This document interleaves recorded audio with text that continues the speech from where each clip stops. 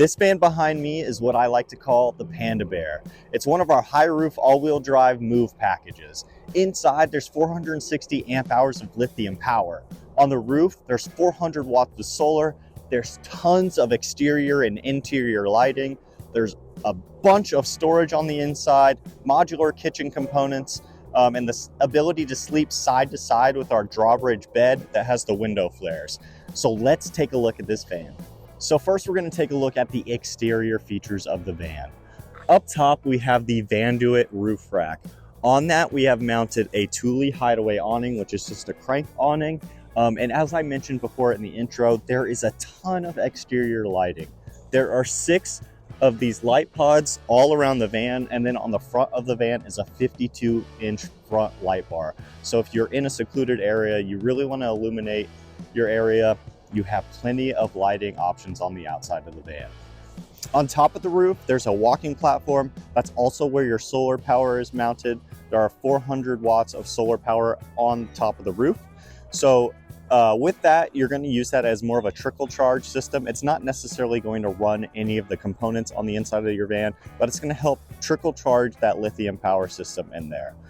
Also, what you'll see mounted on top of the roof is the hood for the air conditioning. That is a DC powered air conditioning. We'll take a closer look at that inside the van, and then also the hood for the roof air vent.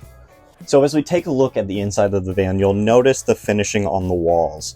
This is an aluminum composite material, another marine grade component that we use inside of our move builds. And we've built this framing around it with all of the extruded aluminum. So once again, like our Live and our Do models, you have all these options for mounting things inside of the van. You can use these hooks to, like we're doing in here now, to mount up towels. You can use it for bike helmets, anything that you need to keep off the ground and help maximize the storage capabilities of your van. You can utilize that T-track system all throughout the van. Right up here we have what we kind of call our airplane storage compartments. They're built-in storage cabinets. As you can see, there's a ton of space up here. You can put your plates, store snacks, and then also utilize that space if you want to get those cubes for clothing, the storage cubes. You can stack them up in here and really maximize that storage capability in the van. So up front here we have the front bulkhead shelf, and that's just another way we're trying to maximize the storage capabilities in your van. Right now we're using it for a first aid kit, some coffee bags, some hand towels, things like that. So we really want to help you maximize the space in these vans since there is such limited space, and really help you maximize that storage capability. Right here we have an example of our kitchen module setup. This may not be exactly what you end up with, but it's just a great example of a very common combination that we use inside of our van builds, and that is the sink top with the slide out storage base.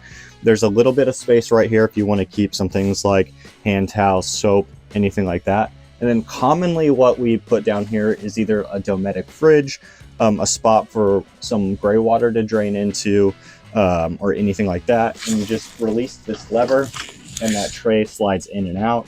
Right now we're just using it for bag storage, but you have the ability to utilize that tray for, like I said, either a Dometic fridge. I know this grosses some people out, but with the limited space in the van, people utilize this type of tray for the toilet setup. So it's really just personal preference. If you do ever want to rearrange the combination of modules inside your van, there's just a screw right here where it fixes them together. You twist that out and you can rearrange it. It's almost like a Lego set inside your van, so you can get really creative with it. So back here on the driver's side of the garage area, we have our power system. Right here we have our lithium power bank. It's 460 amp hours of lithium power and a 2000 watt inverter. We left it open for this video so you could see what the power system looks like, but normally this would have a plexiglass covering. So on delivery day, that's all going to be polished up and covered up. With the inverter, you're able to have all of your outlets throughout the van. Last time I counted, I believe there were 10 outlets inside the van, which I think is more than my apartment. So you're never going to be left without options to plug in. I don't think you probably have that many devices where you're going to run out of outlets, but it's nice that You don't have to go to specific locations throughout the van to plug stuff in. Wherever you're sitting, there's going to be an outlet near you. So right back here on the passenger side of the garage is the 15-gallon water system, and it is connected to a hot water heater. So that water will actually flow to a gray water tank that sits underneath the van where the spare tire typically is. With the hot water system, you're not necessarily going to get the shower that you get at home where you can kind of doze off. You take a 20-minute blazing hot shower. It's going to be more of a couple minutes of hot water. So what I typically suggest in that scenario is you start by rinsing off a little bit, you lather up, and then you wash the soap off. That way you can really maximize the amount of hot water that you have in your van. So one other thing about the water system is it is directional. So you can see this lever right here, it has an arrow on it. So whenever you are utilizing that system, you can directionally shift where the water goes. So a lot of times people have their kitchen pod set up with the sink, so you can flow that water up to the front to the sink, or you can run this hose out of the back and utilize it as a shower, or you want to spray off your gear. You just turn that to the other side and it'll flow the water out towards the back of the van. And then underneath the bed, we have a huge wide open garage area. So right now it's kind of set up for winter. We've got the skis, boots hanging on the rails over here, traction boards. So you can maximize this whole area for storage. Underneath the bed is some additional LED lighting, so you're not fumbling around at night, kind of trying to figure out what you have stored underneath the bed and looking for it. But you can really utilize this entire area. And then on the back door here, we have more of that aluminum composite material with